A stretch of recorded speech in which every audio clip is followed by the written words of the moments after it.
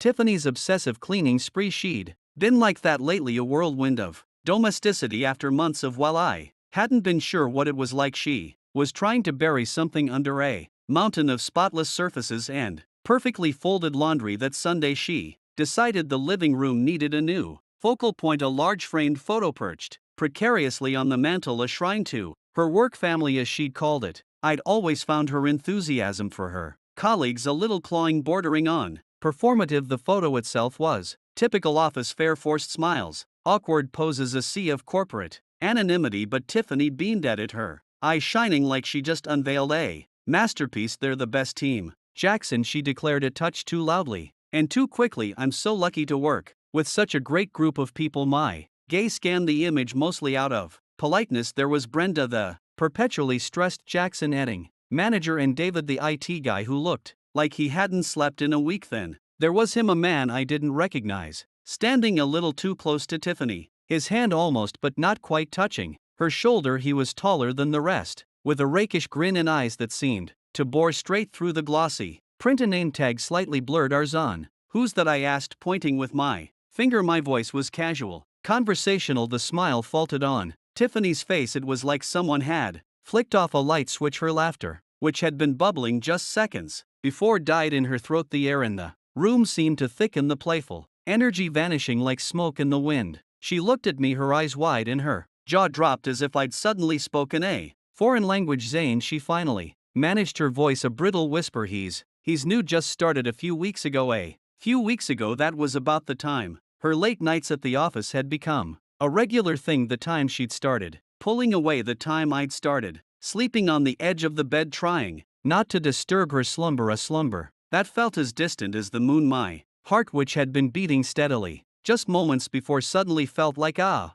lead weight in my chest. A cold, hard dread began to claw its way up my throat. It wasn't the fact that she was lying to me, it was the way she was lying that made the blood in my veins turn to ice. The picture stayed there, mocking me. For another week I'd catch Tiffany staring at it, a wistful expression on her face. She touched the frame like it was a precious artifact, her eyes lingering a second too long on Zane's face. That's when the plans started forming, a dark and twisted seed taking root in my mind. I'd always been a quiet, easygoing guy. I avoided confrontation, preferring to bury my feelings, but this was different. This was a betrayal that cut deep, deeper than anything I could have imagined. I started subtly. I'd ask about Zan from work in an offhand manner, gauging her reaction. Each time she'd flinch, her face a mask of carefully constructed indifference. I found his LinkedIn profile. Zay Carter, a rising star. He was sales director, charming, successful, the kind of guy who knew he was good looking and used it to his advantage. I memorized his face, his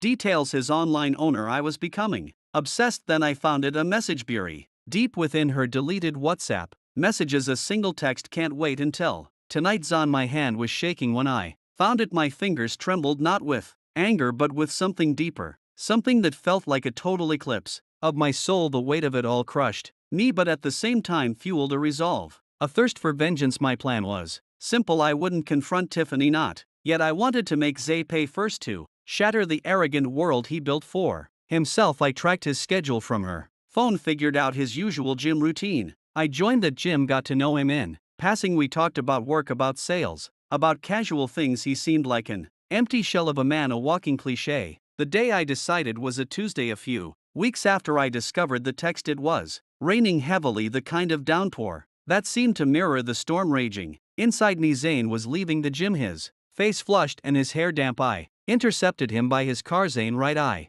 asked, trying to keep my voice calm, a mask of false friendliness in my eyes. He looked at me, a flicker of recognition in his eyes. "Yeah, you're Jackson, right? Tiffany's husband." "That's right," I said, and then without another word I punched him. The force of the blows sent him reeling, his face contorting in a mask of shock and pain. He landed on the wet pavement, gasping. He looked at me in horror. "What the hell?" I grabbed him by his shirt, hoisting him up, my own rage now bubbling to the surface. "You and my wife, you pathetic, spineless excuse of a man," I spat. The quiet, introverted Jackson was gone. The man who looked back at me from his own reflection was now consumed by fury. He struggled, trying to push me away, but I was relentless. Another punch connected with his jaw. He staggered back again, this time colliding with his car. I didn't care that the rain was soaking us, or that other people were staring. I was consumed by the need to break him. I slammed him against the car again, the metal shuddering under the impact. I rained blows on him, each one fueled by the months of betrayal, the nights I spent awake wondering what had become of my life. I didn't care about Tiffany anymore, not really. This wasn't about her. This was about him, about the violation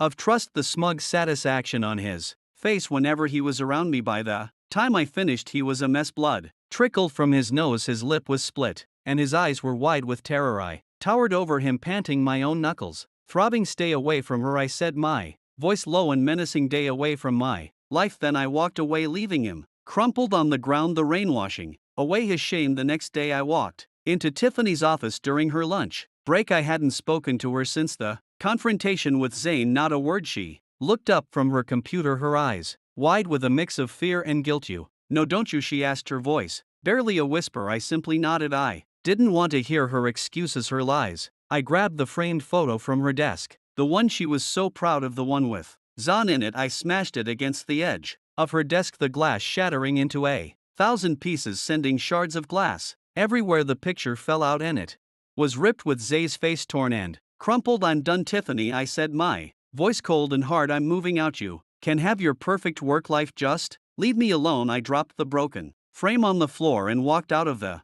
office without looking back. That night I packed a bag, taking only the essentials. I found a small apartment in the other side of town, a clean slate. I'd lost Tiffany, yes, but I'd also gained something, a strange sense of peace. The weight that had been crushing me had lifted, replaced by a quiet resolve. I had confronted my demons. I had taken my revenge. I might be alone now, but I was also free. I was free from her lies, her betrayals, free from Zay's smug grin. I was finally free to rebuild my life, piece by piece, without the shadow of her deception, and in a strange way that was enough.